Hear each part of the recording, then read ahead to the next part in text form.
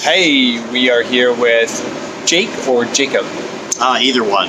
People mix it up all the time. So Jake from State Farm. Right, State Farm Insurance. So tell us, how are you going to put your insurance products on the blockchain? Ooh. Actually, we're going to start with death certificates because we think that's a great use case for this. And every time that someone dies, we're going to put it on the blockchain. Okay, so just kind of like an immutable record of something that is pretty immutable, which is a dead person. Proof of permanence, yeah. Proof of permanently in the ground. Okay, actually, Jake is from Token Foundry at Consensus, an economist, a token human, token dude, doing a lot Crypto crafter. Crypto crafter, I like that one. Working with a lot of different token models. You just did a presentation about some of the don'ts of sort of token design and sort of building your token economy. Do you want to just kind of give people a quick recap of those? Yeah, so we came up with some fake tokens just to give people examples of what not to do. So one of them is Hot Potato Coin, and the idea is it's an inflationary token, and every time you send a transaction with HPC, you're rewarded with more HPC, and you're punished every time you choose not to send a transaction. So the idea is it's obviously adds infinite velocity, so it's supposed to move the token around as quickly as possible. But the lesson is that velocity is often called a bad thing in token design, and it's actually not. It's just another mechanism that should be considered carefully.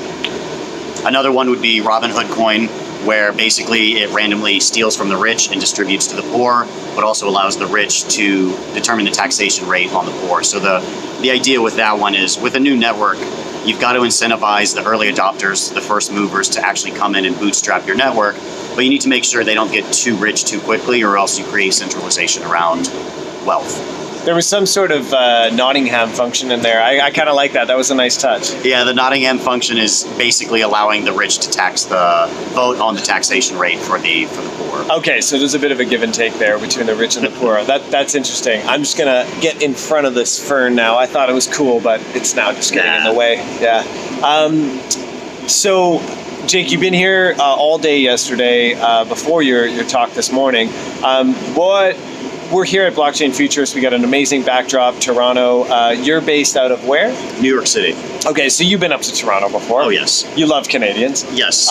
What do you love about this city? The drinking age when I was younger was great. No, I like Toronto because it's a big city, but it's not quite as crazy as New York City is, and it's close in terms of an access point. A lot of tech, beautiful skyline. What do you think about the blockchain? What do you think about the blockchain scene here?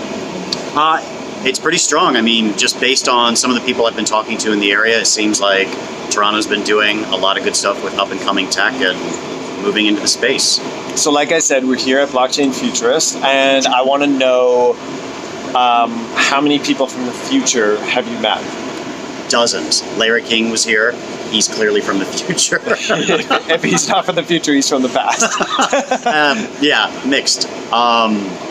Yeah, he plays both sides. He plays both sides. Yeah. There's a lot of futures though. We've heard about AI, blockchain, drones, putting everything on the blockchain, and Cambrian explosions. It's buzzword bingo. It's been great. Great. But so what? In all seriousness, what are some of the highlights for you? Like yesterday, did you get into a one-on-one where you had a lot of high bandwidth with someone that you really were able to go deep with? Did you kind of see a talk or anything that really kind of provided some takeaways that sort of changed your thinking about the space? Nothing that changed my thinking, but more some validation. None of the presentations really surprised me. They were good, but it was more some of the one-on-one conversations. I've been really impressed that people are starting to get their bullshit meters up a little bit more, and luckily we have a depressed market, so people are leveling up their education, looking more into mechanism design, why people are going onto blockchain. The fundraising amounts are going down, although I still have seen 2 different projects raising $100+ million, which is absurd.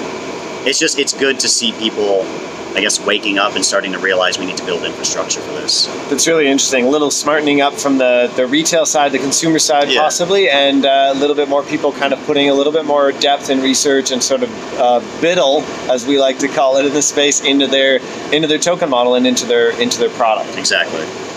Awesome. Well, Jake, it's been a pleasure hanging out with you again course. at another event, and I hope to see you in New York very soon. I'll see you in the future, my friend. I will see you in the future. Take care. Bye.